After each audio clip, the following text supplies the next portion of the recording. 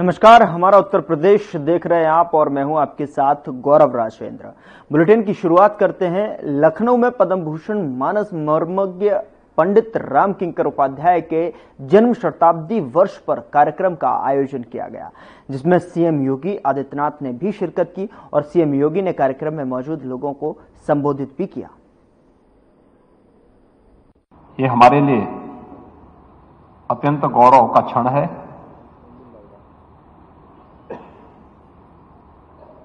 कि आज हम सब एक ऐसे महापुरुष के जन्म शताब्दी समारोह के आयोजन के साथ जुड़ रहे हैं, जिनका पूरा जीवन सनातन धर्म के मूल्यों के लिए, प्रभु श्री राम के उन आदर्शों, मूल्यों और मर्यादाओं के लिए समर्पित था जिन पर सनातन धर्म टिका हुआ है। ऐसे पंडित राम किंकर उपाध्याय जी महाराज के जन्म शताब्दी समारोह का आयोजन आज प्रदेश की राजधानी लखनऊ में आयोजित हो रहा है। मैं प्रदेश सरकार की ओर से सबसे पहले इस समारोह में उपस्थित होने के लिए आप सबका मैं हृदय से अभिनंदन करता हूं, स्वागत करता हूं।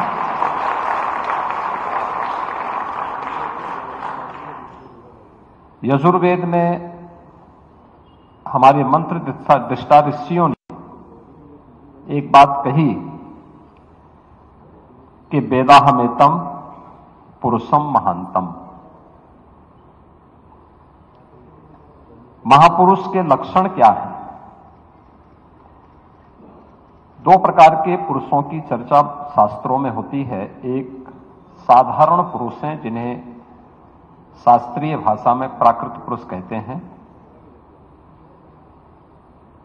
और एक है विशिष्ट पुरुष। भौतिक दृष्टि से दोनों में बहुत अंतर नहीं होता, लेकिन परिणाम बता देते हैं कि इसमें कुछ विशिष्टता है। और विशिष्टता उनके कार्य बता देते हैं। और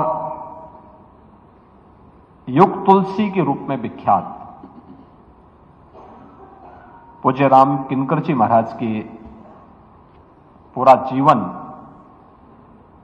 तुलसी साहित्य के प्रति, मानस के प्रति समर्पण का था। उसकी एक विशिष्ट व्याख्या और चिंतन के माध्यम से एक विशिष्ट शैली का उन्होंने सूत्रपात किया। हमें इस बात को याद रखना होगा कि लकीर का फकीर जो बनता है वह साधारण होता है, लेकिन लीक से हटकर के जो विशिष्ट कार्य करता है वही विशिष्ट होता है और वही महापुरुष होता है।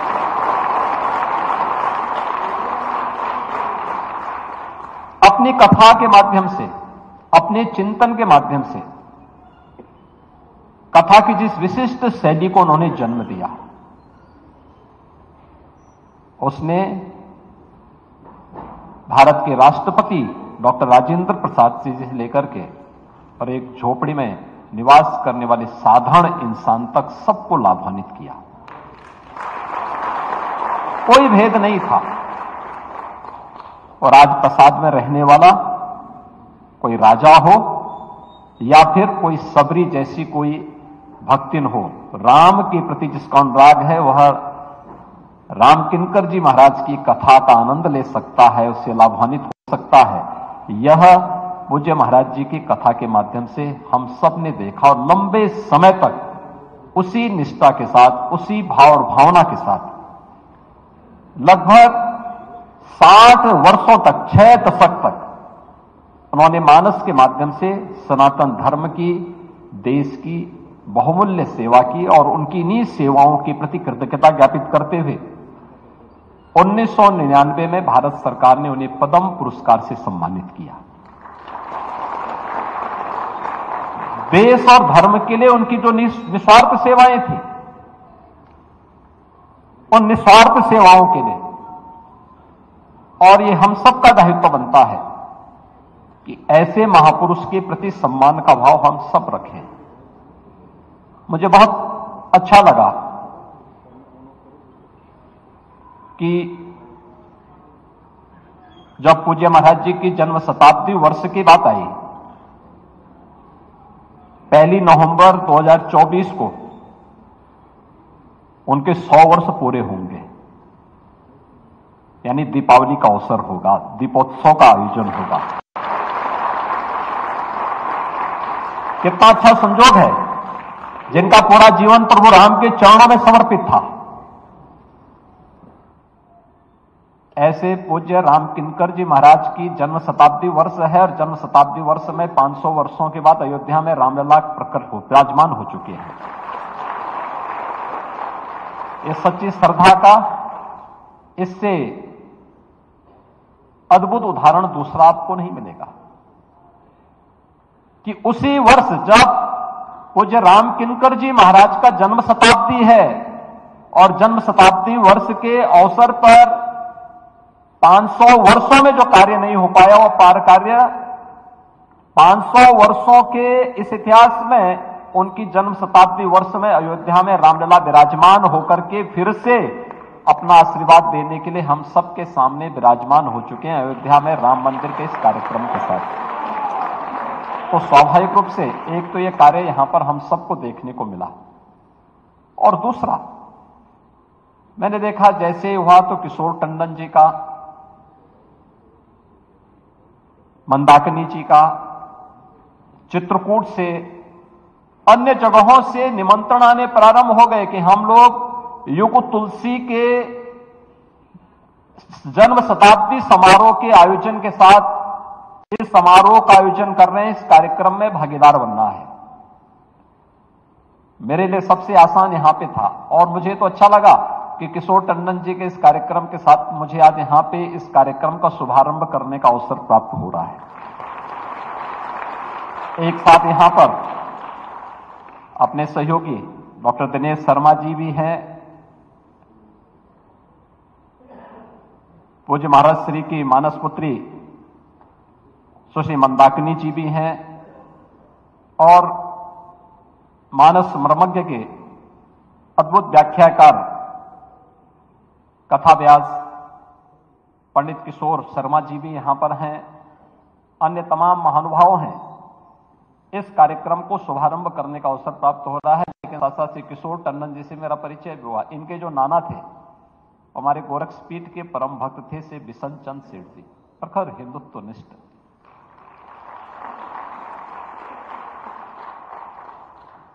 अपने समय के अद्भुत हिंदुत्व के व्याख्याकार, जिन्होंने किसी के सामने इन मूल्यों के लिए, इन आदर्शों के लिए किसी बड़ी से बड़ी ताकत के सामने कभी नहीं झुके। और बिशन चंद सेठ जी की वो परंपरा आज भी यहां पर उस रूप में ये लोग, इनका परिवार शाहजहांपुर में और अन्य स्थानों पर ये लोग आज भी उस परंपरा को निर्वहन उसी रूप में, उसी श्रद्धा भाव के साथ कर रहे हैं। बहुत कम देखने को मिलता है कि एक परिवार उस परंपरा का निर्वहन करते हुए आज भी काम कर रहा हो। सदग्रस्तों में बहुत कम देखने को मिलता है।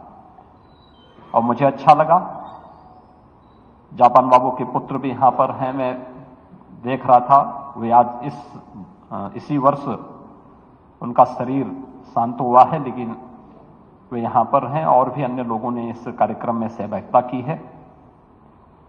और ये चलना चाहिए कार्यक्रम।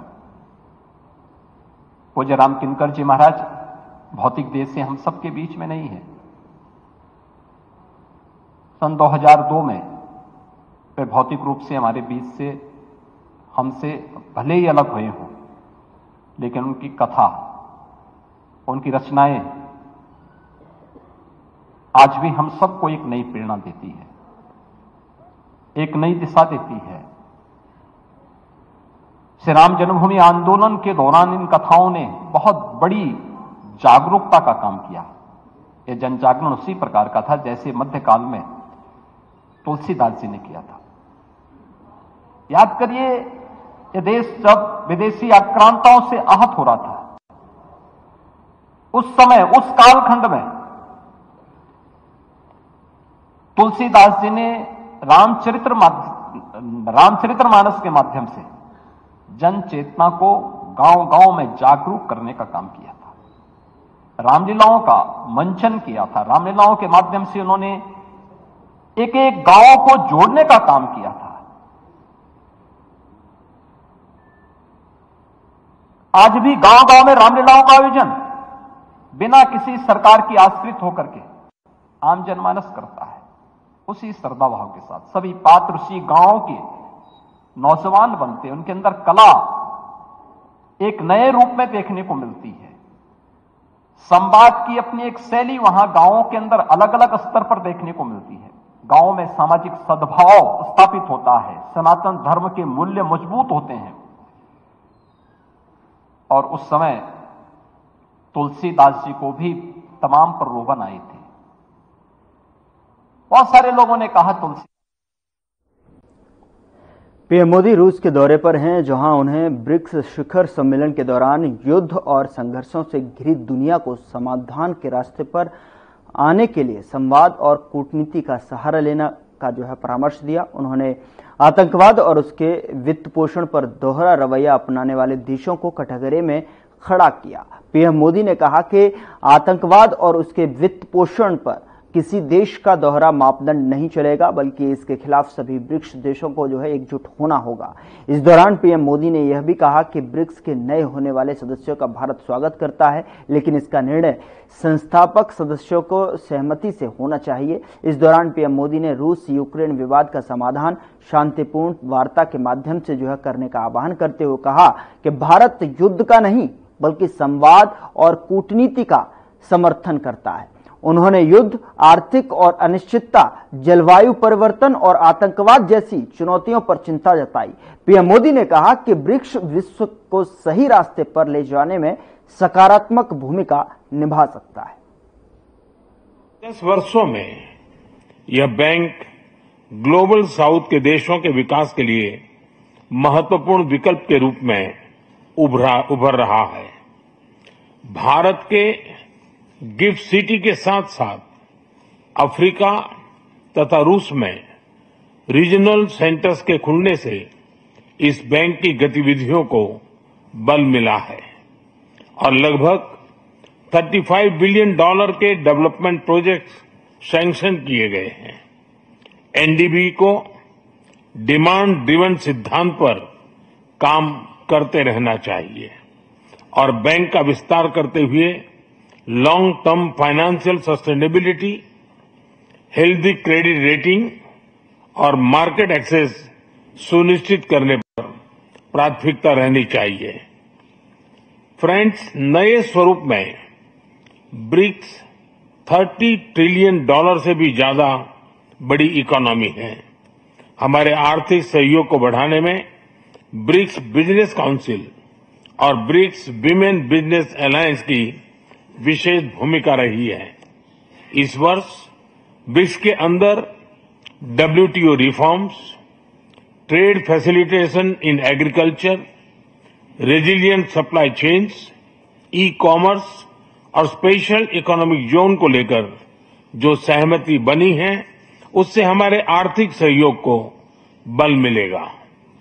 इन सब पहलों के बीच हमें स्मॉल और मीडियम स्केल इंडस्ट्री के हितों पर भी फोकस करना चाहिए। मुझे खुशी है कि 2021 में भारत की अध्यक्षता के दौरान प्रस्तावित ब्रिक्स स्टार्टअप फोरम इस वर्ष लॉन्च किया जाएगा। भारत द्वारा दिया गया रेलवे रिसर्च नेटवर्क का इनिशिएटिव भी ब्रिक्स देशों के बीच लॉजिस्टिक्स और सप्लाई चेन कनेक्टिविटी बढ़ाने में अहम भूमिका निभा रहा है। इस साल ब्रिक्स देशों में यूनिडो के साथ मिलकर इंडस्ट्री 4.0 के लिए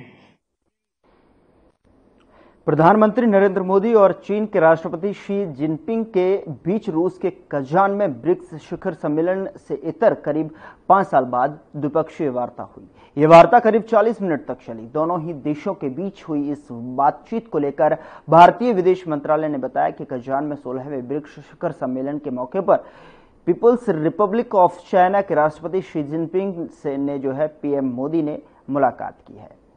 इस दौरान भारत चीन सीमा क्षेत्रों में 2020 में उभरे मुद्दों के पूर्ण विघटन और समाधान के लिए हाल के समझौते का पीएम मोदी ने स्वागत किया।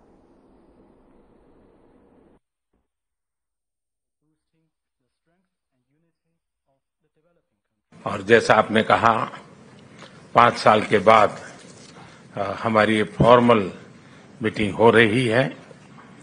हमारा मानना है कि भारत और चीन के संबंधों का महत्व केवल हमारे लोगों के लिए ही नहीं, लेकिन वैश्विक शांति, स्थिरता और प्रगति के लिए भी हमारे संबंध बहुत अहम है। एक्सेलेंसी, सीमा पार पिछले 4 वर्षों में उत्पन्न हुए मुद्दों पर बनी सहमति का हम स्वागत करते हैं। सीमा पर शांति और स्थिरता बनाए रखना हमारी प्राथमिकता रहनी चाहिए। म्यूचुअल ट्रस्ट, म्यूचुअल रिस्पेक्ट और म्यूचुअल सेंसिटिविटी।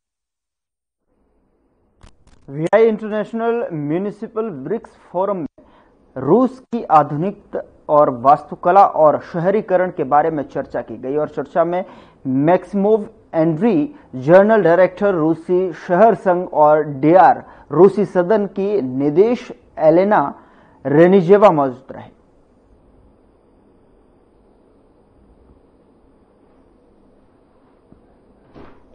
ब्रिक्स के VIIMF में हुई ये जो है वार्ता जो है कई अधिकारी बैठक में शामिल हुए। रूसी वास्तुकला शहरीकरण पर चर्चा की गई। उधर बिजनेस स्टैंडर्ड की तरफ से आयोजित राउंड टेबल सम्मेलन समृद्ध में जो है मुख्यमंत्री योगी आदित्यनाथ शामिल हुए। यहाँ पे बताया कि सन 2009 से बिजनेस स्टैंडर्ड इस कॉन्क्लेव का आयोजन यहां पर करता आ रहा है। यानी गत 15 वर्षों से अपने नाम के अनुरूप एक सकारात्मक माहौल बनाने का जो परिणाम है वह आज लखनऊ ही नहीं बल्कि उत्तर प्रदेश के अंदर और देश के अंदर बिजनेस का ये वातावरण हमको देखने को मिल रहा है। स्वाभाविक रूप से जब हम लोग आर्थिक समृद्धि की बात करते हैं तो बिजनेस उसका एक पार्ट होता है। अगर आप श्रीमद् भगवद गीता में जाएंगे तो वहां पे बिजनेस की जो विस्तृत व्याख्या की गई है वह इस रूप में है कि कृषि के साथ साथ वाणिज्यिक और गौरक्षा का जो कार्य होता है ये सभी व्यवसाय का एक पार्ट है, वाणिज्य कर्म के ही अंतर्गत आता है। कृषि गौरक्ष वाणिज्यम वैश्य कर्म समायोजम, ये सभी उसके पार्ट हैं, उसके अंदर आते हैं। चाहे वह कृषि हो, गौरक्षा हो, आर्थिक गतिविधियां हैं, ये सभी व्यवसायिक गतिविधियों के अंतर्गत ही आज से हजारों वर्ष पहले आते थे। लेकिन जैसे जैसे इसका दायरा बढ़ता गया वैसे ही हमने कृषि को उससे अलग किया, गौरक्षा के कार्य को, गोपालन के कार्य को उससे अलग किया। और आजाद भारत में आप जो आज वाणिज्यिक गतिविधियों को देखते हैं वह केवल आर्थिक लेन देन के उन कार्यक्रमों के साथ ही हम जोड़ते हैं जो पूंजी का बृहद आयाम जिसके साथ जुड़ा हुआ है। लेकिन अगर आप उसकी व्यापकता में जाएंगे तो कृषि उससे अलग नहीं है, पशुपालन और डेयरी सेक्टर उससे अलग नहीं हो सकता है, और आर्थिक गतिविधियां तो उसका पार्ट है ही। लेकिन इन गतिविधियों पर चर्चा करने से पहले सबसे महत्वपूर्ण बात यह है कि जो इस सकारात्मक वातावरण आज उत्तर प्रदेश के अंदर बन पाया है। उत्तर प्रदेश भारत की आबादी का सबसे बड़ा राज्य है 25 करोड़ की आबादी यहां निवास करती है, लेकिन इस 25 करोड़ की आबादी के उत्तर प्रदेश में ऐसा क्या नहीं था जो उत्तर प्रदेश को देश की अग्रणी अर्थव्यवस्था के रूप में स्थापित नहीं कर रहा था। सब कुछ तो हमारे पास था।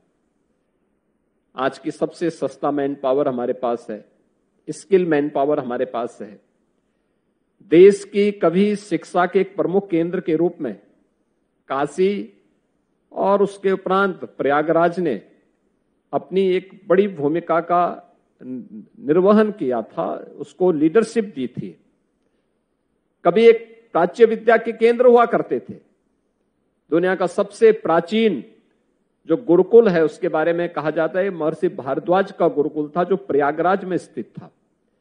लेकिन समय के अनुरूप हम समय के उस कालचक्र को नहीं समझ पाए। परिणाम क्या था कि शिक्षा का केंद्र होने के बावजूद, स्किल मैन पावर होने के बावजूद, सबसे उपजाऊ भूमि होने के बावजूद और दुनिया का सबसे अच्छा जल संसाधन होने के बावजूद भी हम पिछड़ गए। कारण एक ही है कि हमने समय की गति को नहीं पहचाना। हम उस गति से अपने आप को 2 कदम आगे रखने में कहीं ना कहीं भटक गए थे और परिणाम हम सबके सामने है। एक समय ऐसा भी था जब उत्तर प्रदेश वासियों के सामने पहचान का संकट आ खड़ा हुआ था। फिलहाल बुलेटिन में मेरे साथ इतना ही, पर अब वक्त हो चला है डॉक्टर राकेश गुप्ता के साथ हमारे खास कार्यक्रम प्लस माइनस का।